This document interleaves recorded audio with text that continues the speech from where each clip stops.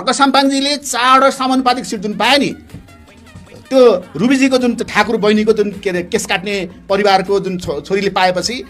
9,000 something vote मात्रै मधेसमा समानुपातिक पाए पनि हर्कजीले जुन दिएको छ नि, मैले के भन्न थाहा छ, पृथ्वीनारायण शाहले एकपटक 4 वर्ण 36 जातको फुलबारी भरेका थिए, त्यसमा बिचमा सबैले बिगार्दै गए। हर्क साम्पाङ एउटा यस्तो व्यक्ति आए पृथ्वीनारायण शाह पछाडि, जसले सबै जातलाई मिलाउनु पर्छ भनेर उनले के गरे, दलित समुदाय पनि कर्णालीको पनि मिलाएर एउटा दलित समुदायलाई दिए, एउटा मधेसको महिलालाई दिए जो जेन्जी ग्रुप पनि हुन्, एउटा लिम्बू समुदायकोलाई दिए उनले। राई समूहको आफै 3जना जितेको भए पनि प्रत्यक्ष जितेपछि उनले राखेनन्। एउटा खस आरेबाट यो चाहिँ के भने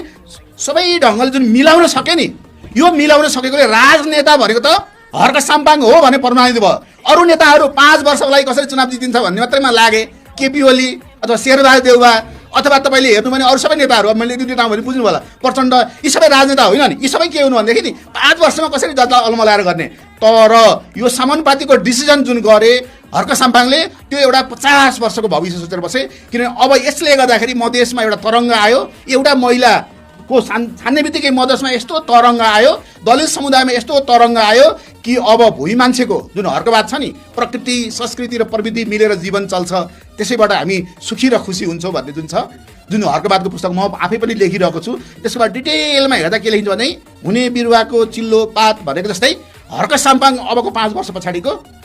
प्रधानमन्त्रीको सशक्त दावेदार हुन्छन्। प्रधानमन्त्री पड्काउने बेर पनि लाउँदैनन्।